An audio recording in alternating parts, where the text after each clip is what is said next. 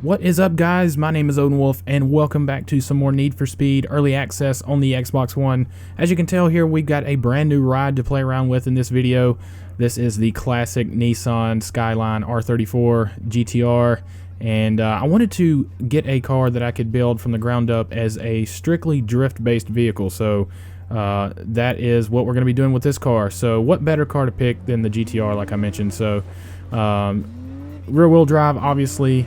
And I think this is going to turn out pretty well. So one thing I did want to point out to you guys real quick that I failed to mention in my last video. Look in the bottom left hand corner on my mini map there. You'll notice there's two triangles racing each other on the opposite side of this wall here in the tunnel.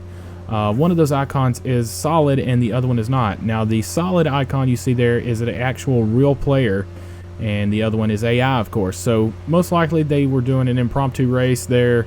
But it's just kind of cool to see, and it kind of adds into what I was saying with this being a a real world server, or basically an open world server where there's actually other players in here with you. Now that does come with some drawbacks, and a pretty big one that is kind of, I was struggling to wrap my mind around why this was actually allowed into the game. But the more I think about it, I guess it's really the only way you could do it if you're wanting to go all out for the open world environment. And that is, when you're in an event or you're doing another impromptu race, my initial thought was that if I'm in a race, then it's just me and the people I'm racing with, and maybe you'll have the AI traffic on the roads. But no, there's actually other real players still allowed to interfere and make contact with your vehicle while you're in a race.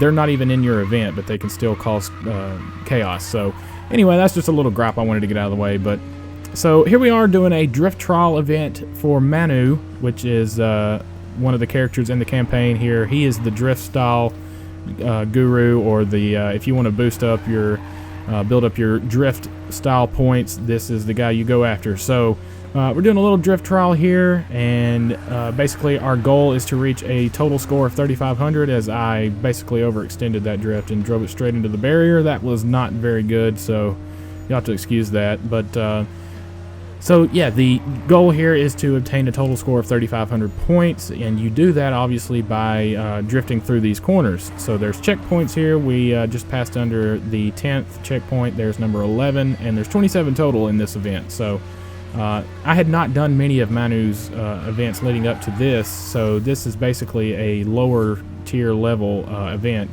As you can see there, we've got the cops on our tail. They not only can real players interfere with you, but the police will also. So I'm still actually running this drift event, and I've got police chasing me. So that adds to the flavor, I guess, if you're into that. But as you can see there, it was relatively easy to get away from.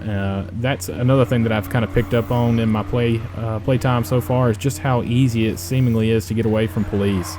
I would like to see some tweaks done to that, and maybe make the difficulty for police chases bumped up just a little bit. Not too much. I mean, you don't want that to be overbearing and where it's almost impossible to get a good street race going. But at the same time, I feel like if I'm, running from a police officer, he should still be able to keep up with me to a certain extent. Maybe not so much if I have a maxed out car and I'm doing over 200 miles an hour. I mean, I can understand there being some problems there, but I guess that's where they need to call in more units and throw some spike strips down. But I'll leave that up to the developers, I guess. So we made it through a final score of 41,564, and that netted us $4,000 in our pocket. So like I said, this was an easy or a low-level event, and you don't really earn that much cash off of those. The more events of the certain styles that you do, the more that certain style ranks up. So, for instance, I've done a lot of Amy's side missions, which is the build style, and so I've gotten up to the high difficulty level in those events. So now, if I were to go race one of those, I would be racing against exotics like Porsches, Lamborghinis, that sort of thing. So definitely do not want to carry this car into one of those events at this time, with it being pretty much stock. So jumping on over here, now we're doing an event with Robin, which actually boosts your crew score. But this being a drift train event, I figured it would play right into our style of car that we're trying to build here. So the object here, of course, is you have to stay close to the other competitors and earn drift points through the corners. So it just adds another level of difficulty. Not only do you have a score of 26,000 that you have to meet, but you have to do it while staying close to your competitors. So it can be kind of frustrating at times trying to keep the people behind you up with you, especially if you're like me and I just like to go flat out and as fast as I can through all these corners. It can be a little bit difficult at times. It's sort of like it is with the police chases. There's actually an outlaw style that you can go for, and they give you requirements such as like obtaining a police chase for over 2 minutes, or garnering a police fine that is a certain amount of money. And in order to do that, I feel like I'm having to half throttle and keep the police with me to make sure that the police chase goes on for a certain amount of time. So as you can see there, Robin overdrove the corner, got up into the wall, and that allowed me to catch back up with her here. We've already got up to 24,000, and we get hit head-on by none other than an AI street racer. So that's one of those things. Like I said, this is an open world server, and everything's at play. So you just got to keep that in mind. Not only do you have to worry about traffic, you've also got other real players and AI racers that'll be coming at you full speed. So keep in mind. So we've already gotten across the score barrier there. We're up to 38,876. So my goal from here out was to just get as many points as possible, and if at all possible, I was going to try to get back by Robin, and you'll see that here shortly. So coming up here in just a second, though, there's one drift that I'm able to get through one of these corners that is probably the best one that I've gotten up to this point. And I must say, just a little bit of playtime and driving that I've done with the Skyline compared to the Type R Civic, this thing is a blast to drive.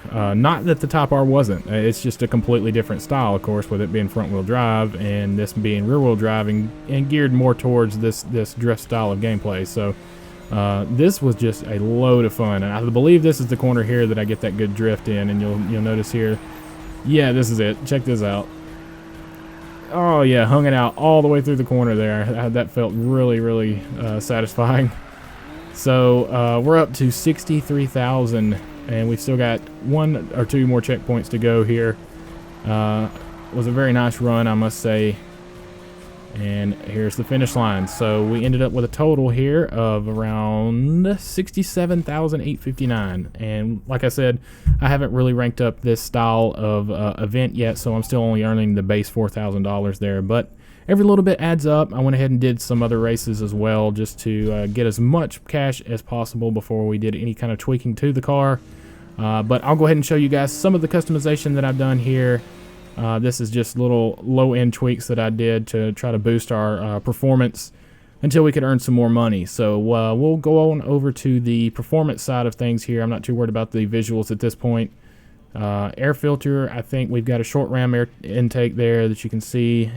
Cooling system, I don't have a turbocharger on here yet, so I don't really know why I went with an intercooler, but it does boost your performance even though you don't have a turbo on there. So you know, we'll take all the performance we can get. So probably should not have went with the most expensive fuel rail kit there, as that was $5,000. Probably not the smartest decision I've ever made, but definitely boosted our performance a little bit. So we went with the ECU flash here, some ignition upgrades, the engine block upgrade I wanted to do, but I was like, $3,000. We've only got $5,000 left. Camshafts, we'll have to make a little cut here and just go with the mid-class one, the $1,700 one. Same thing on our cylinder heads here. I just went with the polished cylinder heads to save a little cash until we can boost that up. So we're still sitting at over 561 horsepower in this Skyline, so nothing to feel bad about. Now I did go ahead and went with the full decatted race exhaust. I think that actually does make the exhaust sound a little bit better. Now that could be completely my imagination, like placebo effect or something, but I think it does sound a little bit better. But anyway guys, that's pretty much going to wrap it up for this little initial build walkthrough on the Skyline. Stay tuned for tomorrow's video with some much higher end upgrades. I appreciate it guys, and I'll catch you next time. Thanks.